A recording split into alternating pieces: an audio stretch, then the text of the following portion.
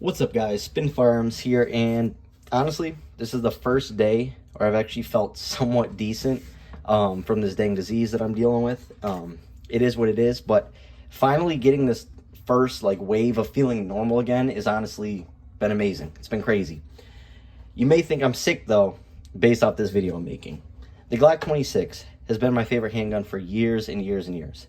Yes, it's an old design. Yes, it's nothing's changed. There's nothing special about it. It doesn't have rails. But to me, it's just a good, solid performing handgun. It's reliable as can be. And those are simply, the reasons behind why I like it. There's a lot of good, reliable handguns out there. But the Glock 26 has been around since 1994, has been one of the least problematic handguns designed for concealed carry in the world, hands down. It's also, the Gen 3s are some of the most tested handguns in the world, hands down. These were backups to law enforcement agents. These are carried by detectives, people that are sergeant and above, stuff like that, right? But before we get started, hit the like button, drop a comment down below, and subscribe. Now, obviously, these firearms are safety checked and cleared.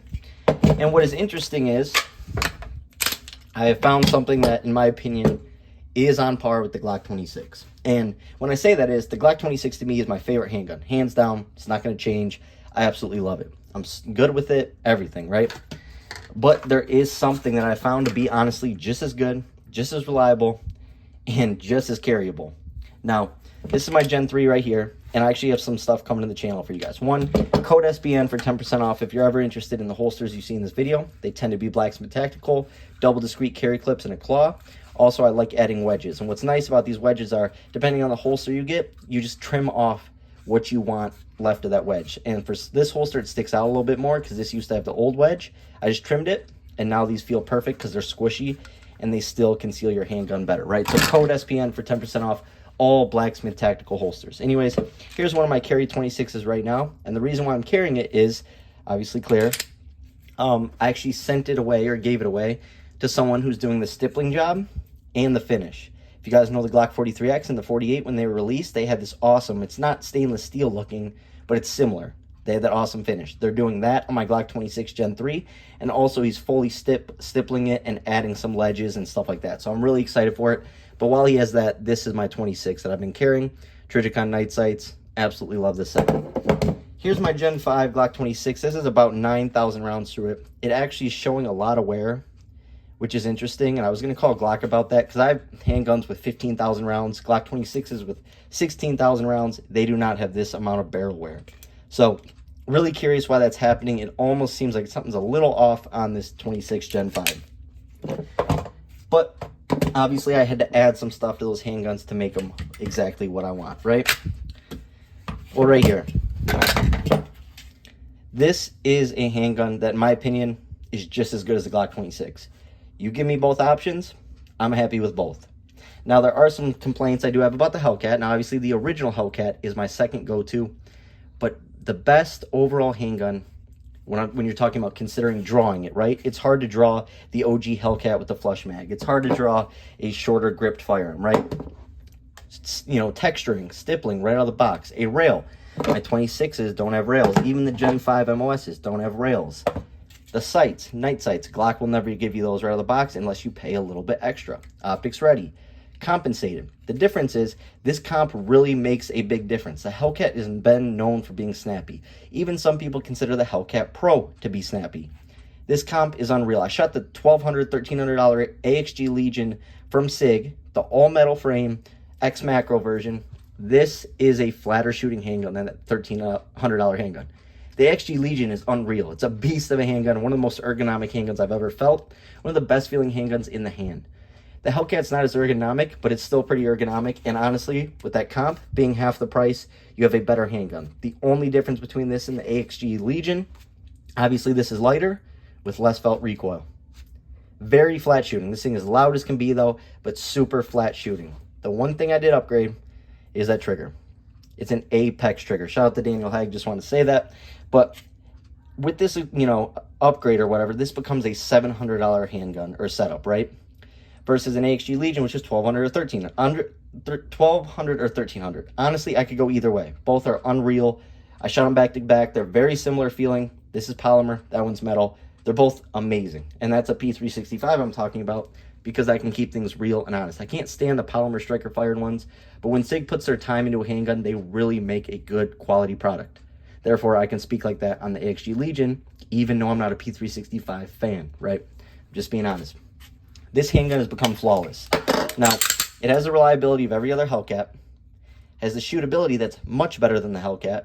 The only downside to the Hellcats are the triggers, and everyone agrees. And oh yeah, if you guys are wondering about this holster, also Blacksmith Tactical, because I have a longer barrel, I didn't put a wedge on it. For some people, they still put a wedge just because they like that. I didn't need it with this size barrel, but as you can see, shorter barrels typically require a wedge. But this is the chocolate chip. Once again, code SPN for 10% off. Super cool patterns, stuff like that, but you don't need patterns. Just remember that. Get the essentials.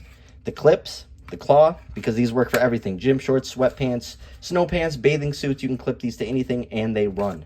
A wedge and you are good to go. It's all you need. You do not need patterns, but you can always add them if you want something that's sort of got a cool look to it, right? Anyways, let's check out the Apex.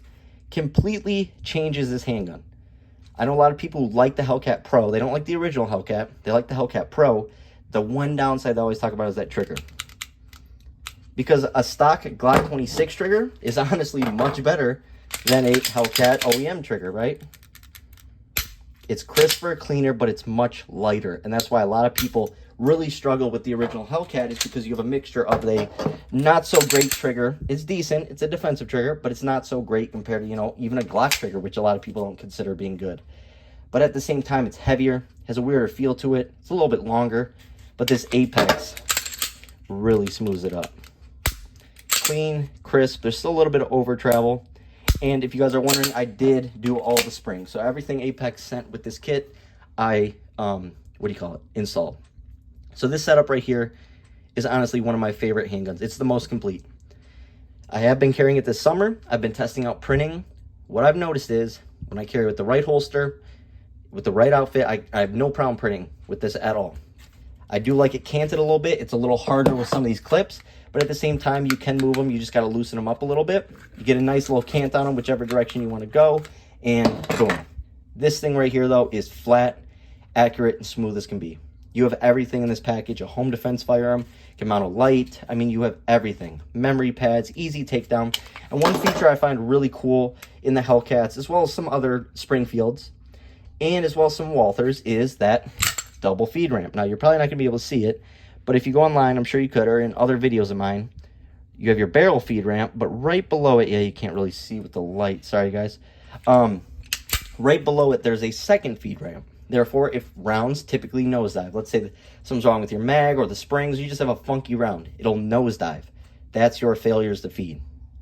That second, that second feed ramp that's right here directs that round right into the barrel, allowing you to run basically any ammo, especially hollow points, which typically are less reliable than ball ammo, right? So it's a really genius design, very smart to put in this handgun. And another thing about people saying it's made in Croatia, from what I've heard, I know a lot of people who travel, Croatia is one of the nicest countries over in that area.